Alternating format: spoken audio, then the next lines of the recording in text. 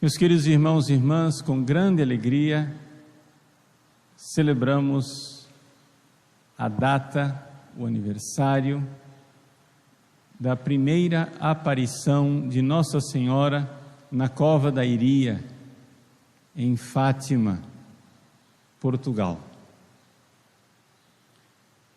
Há 103 anos atrás, a Virgem Maria em Fátima culminou uma série de aparições que ela vinha fazendo para nos preparar para a grande dificuldade, a grande batalha que nós estamos vivendo nos tempos atuais.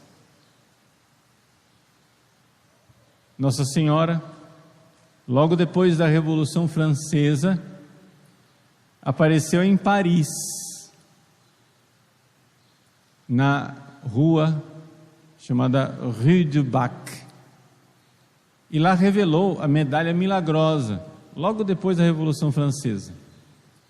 E nessa medalha milagrosa, mandou cunhar uma frase que antes não era usada. A seguinte oração: ó Maria concebida sem pecado, rogai por nós que recorremos a vós. Ou seja, Nossa Senhora Imaculada, concebida sem pecado, já estava lá se identificando logo depois da grande revolução e dizendo qual era a arma que nós deveríamos usar: a oração, o pedido, a súplica a ela. Maria, concebida sem pecado original, é a Imaculada Conceição. Rogai por nós que recorremos a vós. É a oração. Depois o Papa Pio IX declara a Imaculada Conceição como dogma infalível. E logo depois a Virgem Maria aparece em Lourdes, na França ainda, mas como que já se deslocando na direção da Península Ibérica, porque Lourdes fica nos Pirineus, na cadeia de montanhas que divide a França da Espanha. Nossa Senhora aparece e as aparições de Lourdes parecem as aparições mais monótonas de todas, porque Nossa Senhora aparece para Bernadette simplesmente para fazê-la rezar o terço. Lourdes é a escola de Nossa Senhora que nos diz como o terço nos santifica. Bernadette foi santificada porque ela rezou o terço junto com Nossa Senhora. Uma coisa que me ajuda muito quando eu vou rezar o terço pessoalmente, eu que fui batizado no dia de Nossa Senhora de Lourdes, é pensar, enquanto eu rezo o terço, que Nossa Senhora está fazendo exatamente aquilo que ela fez com Bernadette. Enquanto Bernadette rezava o terço, Nossa Senhora com o rosário na mão, ela ia mesmo passando as contas, sem mexer os lábios, porque Nossa Senhora não reza o terço. Ela reza o terço conosco, no sentido de estar conosco, mas ela não pronuncia nem o Pai Nosso e nem a Ave Maria. Ela não pode pronunciar o Pai Nosso, porque o Pai Nosso diz: perdoai as nossas ofensas, e Nossa Senhora não tem pecado. Portanto, Nossa Senhora não reza o Pai Nosso. E ela não pode pronunciar a Ave Maria, porque a Ave Maria é uma saudação a ela. Não tem sentido nenhum. Ela só acompanha. Ela vai, enquanto Bernadette rezava de joelhos com o seu terço, Nossa Senhora rezava junto. Isso é de uma força imensa. Ver esta aparição de Nossa Senhora em Lourdes, Bernadette queria ter força de pegar o terço no bolso, não conseguiu. Quando Nossa Senhora queria fazer o sinal da cruz, não conseguiu. Quando Nossa Senhora faz o sinal da cruz, ela finalmente consegue fazer o sinal da cruz e começa a rezar o terço, enquanto Maria vai passando as contas, Bernadette vai se santificando. Nossa Senhora em Lourdes diz: eu sou a Imaculada Conceição. Meus queridos, a Imaculada e a oração. Quem é que vai esmagar a cabeça da serpente? E com que meios ela vai nos ajudar a viver esta batalha e essa vitória? A oração do Santo Terço. Então, finalmente, Nossa Senhora aparece em Portugal, já nos extremos da Europa, já caindo no Atlântico. E então, em Portugal, Nossa Senhora fala a nossa língua. Nossa Senhora falou português e previu as tragédias do século 20 e 21, pelo que estamos vendo, não somente do século 20. Ainda vivemos as tragédias do século que Nossa Senhora previu. E Nossa Senhora diz: rezem o terço, façam penitência, rezem muitos terços. Francisco, você vai para o céu, mas você precisa rezar muitos terços. Rezem para reparar o coração sagrado de Jesus, ofendido na Eucaristia, o coração eucarístico de Jesus. Rezem para reparar o Imaculado Coração de Maria. Eu virei para ensinar a devoção ao meu Imaculado Coração. Novamente a Imaculada e a oração. Nossa Senhora vai explicitando cada vez mais o que nós precisamos fazer. Nesses dias em que, em vários lugares do mundo, as missas vão sendo retomadas, existe uma certa alegria em saber que as missas são retomadas. Com calma, com precaução, com máscaras, distanciamento social. Mas esta alegria será a mais terrível tristeza se nós retomarmos as missas e as comunhões, mas não retomarmos as confissões e o arrependimento.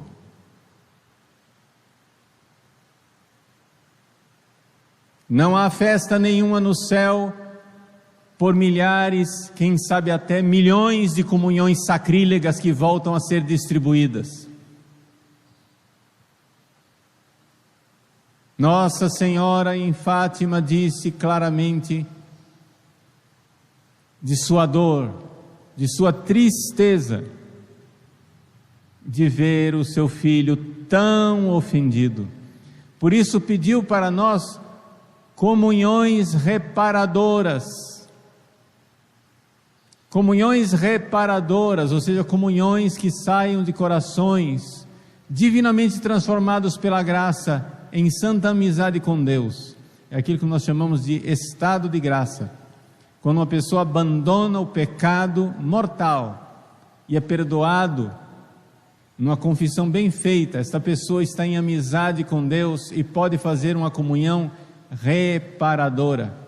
Uma pessoa que está no pecado, que abraçou o pecado, que não se arrepende do pecado, que fez do pecado um projeto de vida, que faz do pecado o seu jeito de viver e comunga, não faz uma comunhão reparadora, faz uma comunhão sacrílega, ofensora a Deus, uma comunhão que serve mais ao dragão do que à mulher.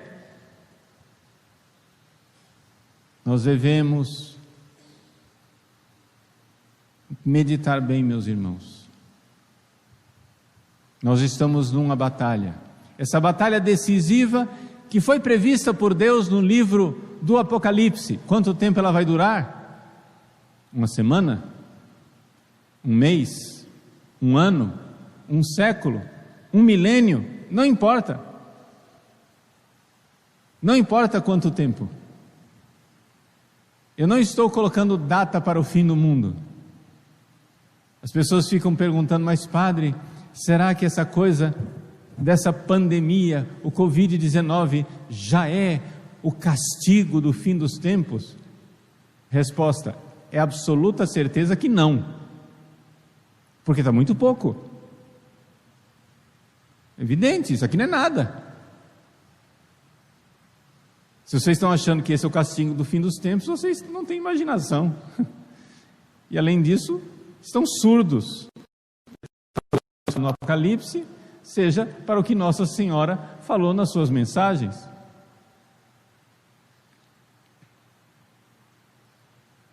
Nós não estamos ainda no castigo. Nós estamos numa fase anterior. A fase na qual os homens desse mundo ofendem a Deus de forma cada vez mais grave. Essa é a fase que nós estamos vivendo. E a ofensa cada vez mais grave vem sim dos inimigos da igreja lá fora, mas vem muito mais dos inimigos da igreja que estão dentro dela. E não olhem para os lados, eu estou falando de vocês. Nós, e eu tenho que falar de mim, eu posso ser o inimigo que mais ofende a Deus. Quando na última ceia Jesus disse aos apóstolos que um deles iria traí-lo, todos os apóstolos bons e virtuosos, ou seja, exceto Judas, os outros 11, num ato de profunda humildade, disseram: serei eu, Senhor? Todos eles disseram isso, exceto o próprio traidor. Todos eles ficaram com medo, porque confiavam mais em Jesus do que em si mesmos. Os apóstolos confiavam mais em Jesus. Eles olhavam para dentro de si e, como presunçosos e fanfarrões que somos, a tendência nossa é dizer: não, eu nunca. Eu nunca. Mas eles confiavam mais em Jesus do que naquilo que o próprio coração deles estava dizendo. E, portanto, olharam para Jesus e disseram: serei eu, Senhor? Esse é o dever de todo bom católico, de se perguntar: meu Deus, eu sei que existem lá fora os vossos inimigos, eu sei que lá fora estão Anás, Caifás, Pilatos, Herodes, todos lá fora. Mas a traição, a verdadeira traição, a mais profunda traição, a ofensa, a mais terrível ofensa, foi o beijo de Judas, o beijo do amigo convertido em traidor. O homem da minha confiança voltou contra mim o seu calcanhar. Portanto, nós não estamos ainda vivendo o grande castigo, nós estamos vivendo o tempo da paciência e da misericórdia de Deus. Mas o tempo da paciência e da misericórdia de Deus é o tempo da paciência e da misericórdia de Deus para nós nos convertermos. Não há alegria nenhuma em voltarem às comunhões, se o que vai significar é milhões e milhões de sacrilégios pisando em Jesus Cristo, cuspindo, escarrando, chicoteando e crucificando outra vez. E quem faz isso não são os inimigos lá de fora. Portanto, não estou aqui acusando ninguém. Eu estou simplesmente levando e conduzindo vocês a meditarem como os apóstolos meditaram na última ceia, humildemente, e se perguntar: serei eu, Senhor? Vejam que a atitude dos apóstolos na última ceia não foi apontar o dedo em riste uns para os outros. Jesus disse: um de vós vai me trair. E então os apóstolos, então Pedro disse: certamente vai ser João. João diz: eu não, vai ser Tiago. Não, Tiago diz: eu não, vai ser Filipe. E Filipe diz: eu não, vai ser... Não foi isso que eles fizeram. Eles não começaram a acusar uns aos outros.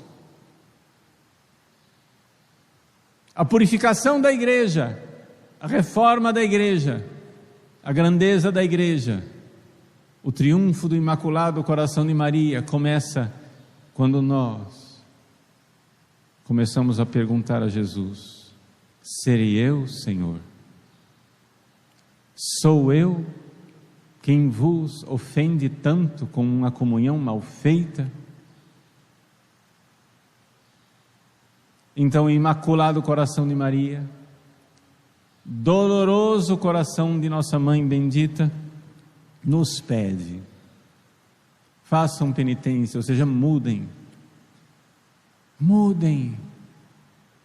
O anjo da visão de Fátima diz: penitência, penitência, penitência, e dispara raios de castigo sobre a terra, e Nossa Senhora, com o seu braço bondoso e maravilhoso, detém esses raios. Ainda não, como quem diz: vamos dar tempo que eles se convertam.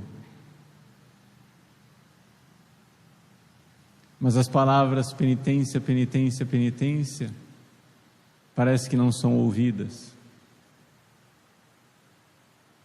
Meus irmãos, Maria Santíssima aparece em Fátima para estabelecer a devoção ao seu Imaculado Coração, porque no fim o meu Imaculado Coração triunfará. Nós não estamos numa batalha em que nós estamos perguntando quem vencerá. Nós já sabemos quem é a vitória. De quem é a vitória? Venceu o leão da tribo de Judá. Caiu a Babilônia. Venceu a mulher que esmaga a cabeça da serpente. O dragão foi precipitado no abismo de fogo. A Virgem Santíssima, com seu Imaculado Coração, triunfa. E haverá um tempo de paz, diz ela.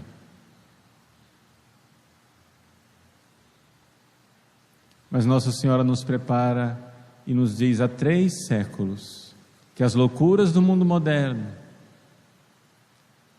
só serão vencidas com a confiança imensa no seu coração imaculado. Eu sou a Imaculada. Maria concebida sem pecado, rogai por nós. E através da oração, e uma oração verdadeira, não uma oração de lábios, não um culto de lábios, mas um culto de corações penitentes, amorosos, reparadores, que, vendo os males, dizem para Jesus: serei eu, Senhor, tende compaixão de mim, perdoai-me, fazei, Senhor, com que eu já não mais vos ofenda, mas repare o vosso Sacratíssimo Coração e o Imaculado Coração de Maria. Que a Virgem Santíssima, Nossa Senhora do Rosário de Fátima, nos assista nesse caminho de conversão e apresse o triunfo do seu Imaculado Coração dentro de nós e no mundo inteiro. Amém.